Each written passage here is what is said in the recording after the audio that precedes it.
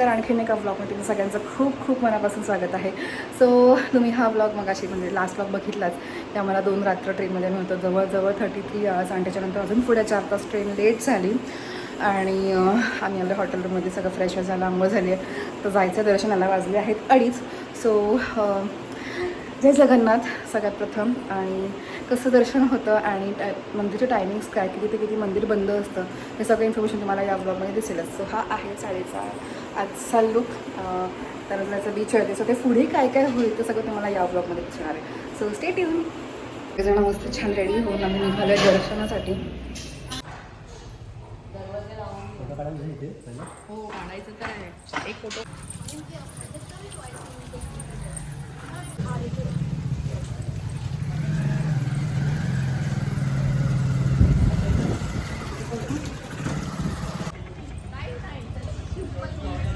मैं छोड़ दूंगा, मेरा कोई बात नहीं।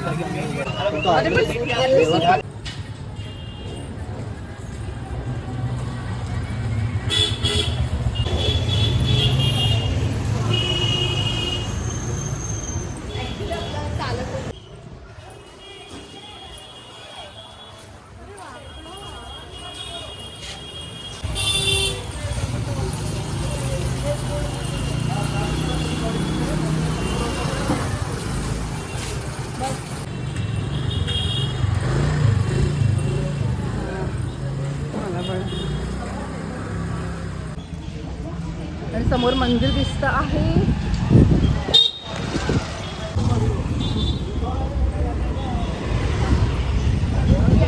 जगन्नाथ, जय जगन्नाथ.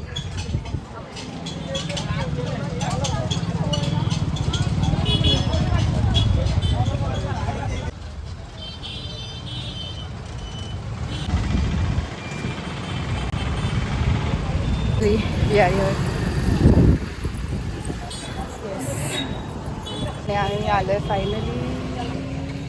जय जगन्नाथ.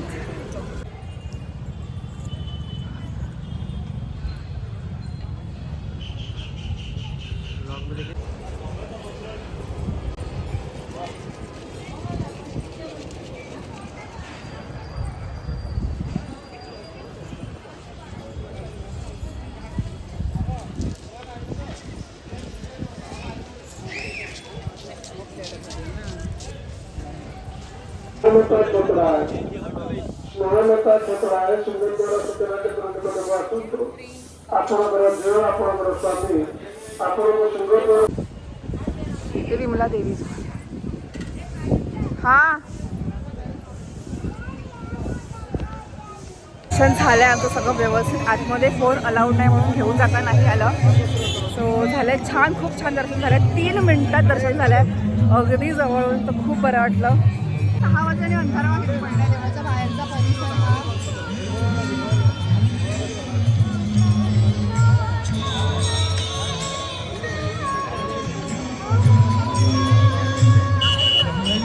तर आमचं दर्शन झालं आणि माझा जो ध्वज आहे तो चेंज करताना आम्ही बघितला.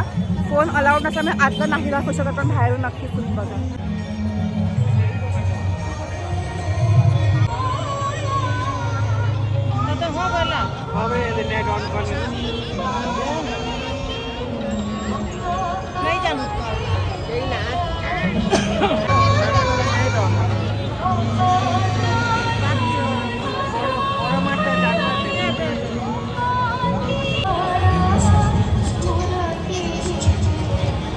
हा ध्वज बदलताना आम्ही बघितला, पण आतमध्ये फोन अलाउड नव्हता म्हणून शूट काहीच नाही करता आलं.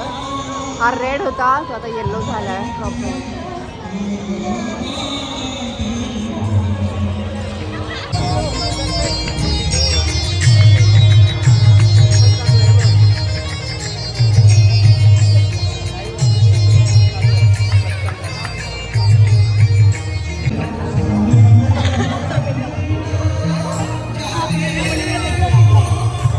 हे का करतात तसं?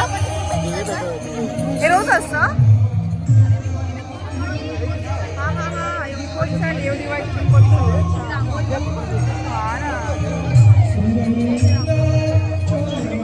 देव दिवाळीचा दीपोत्सव आहे.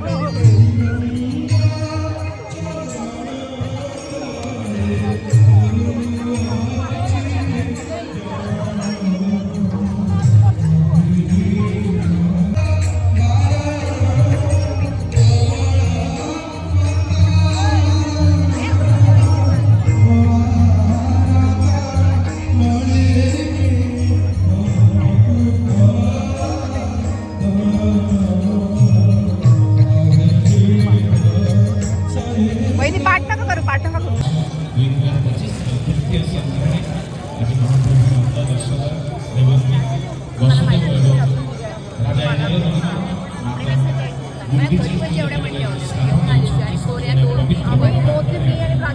जातो पण आता इथे पेट्रोल एवढं पेट्रोल तर माहिती नव्हतं तर कितीतरी रांगोळी पण आणली रांगोळी पण भरपूर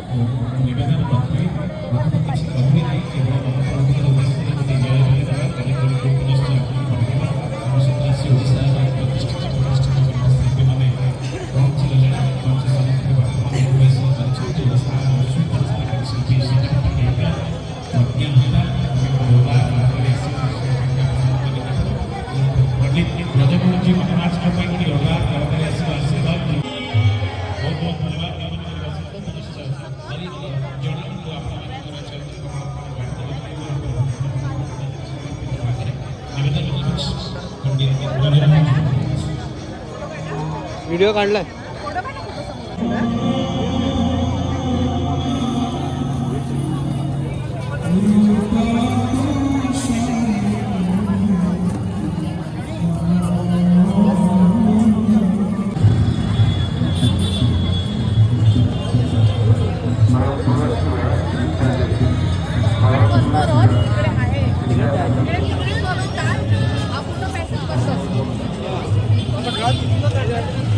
जगन्नाथपुरीचं जर रथ यात्रा निघते जिथे रथ बनवतात तिकडे आम्ही बघायला चाललो आता. चला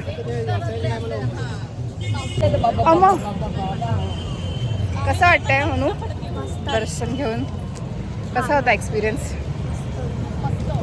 कसा होता? प्रभूजीने आम्हाला लवकर लवकर दर्शन दिलं. येस आणि खूप छान मला अजिबात नव्हतं. विश्वास खरा ठरला. मी बोललेले आपल्या लवकर दर्शन होणार. असं घळा एवढं विश्वास बापरे खूप सांगू शकत नाही शब्दात असं. राम राम राम राम राम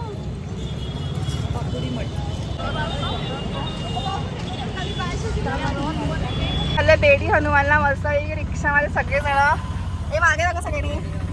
हॅलो आम्ही बेडी हनुमानला चाललो आहे. येस चल काहीच मज्जा. हे म्हणते ना ते त्या साईड चल नाही विचार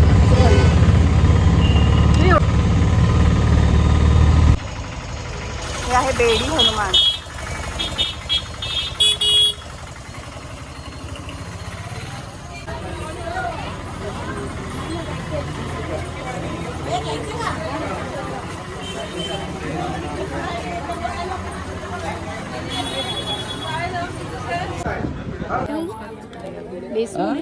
बेसू 5 मिनिट बेस आता ते सगळं एका वर्षानंतर. अच्छा इकडे रथ बनवतात प्रॉपर. अच्छा घ्यायला आलं तिकडचं स्पेशालिटी आहे. 4 किलो घेतली ना आपण. पाव किलो मग 6 पॅकेट 420 वाला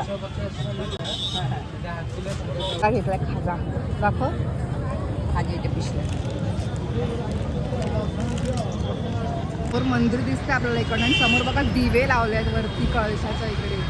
इथे नीलचक्र आहे. देव दिवाळी निमित्त 3 दिवस फंक्शनसाठी तिकडे दिवे लावले आहेत. परत ठेवायला हा फोटो घेतलाय. काकी घेत आहेत बांगड्या. आसन घेतलंय शॉपिंगला आलं नुसतं.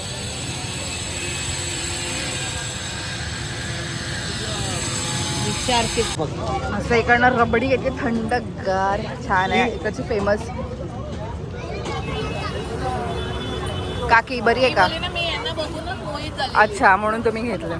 नाईस. हा मीरा रोड इस्कॉन. आम्हाला का बोलू नको.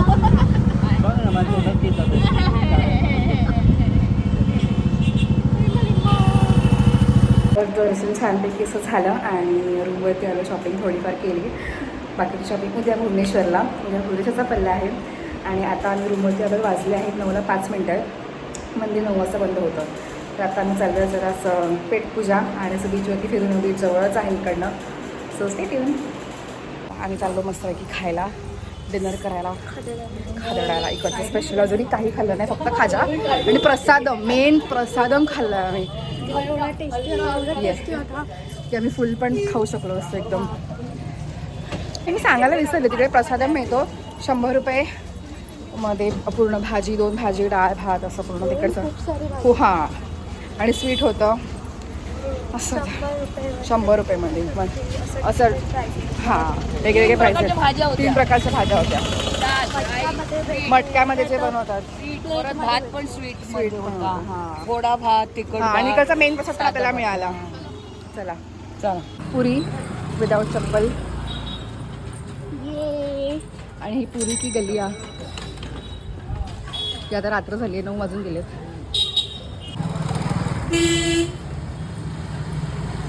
लीजिए भैया कपडा. दादा रिक्षा घेतली, रिक्षा गोल्डन बीचला जायला. बसा. हो गया. हाँ हाँ हो गया. ओके ले लो कपड़ा. चलेंगे. चलो जय जगन्नाथ. चलो जय जगन्नाथ.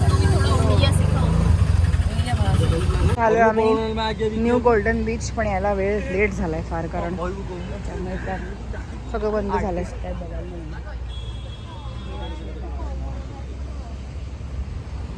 तसंच बघायला किती खवळलेला समुद्र आहे, असं पण पाण्याची भीती वाटते.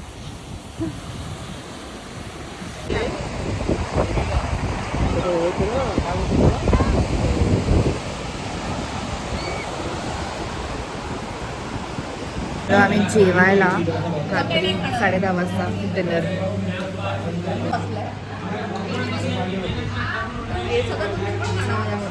जेवून झाले मस्तपैकी.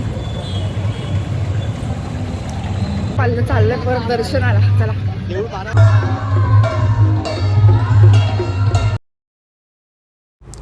जेवलो आणि असंच ठरवलं की चला बघूया मंदिर चालू आहे का.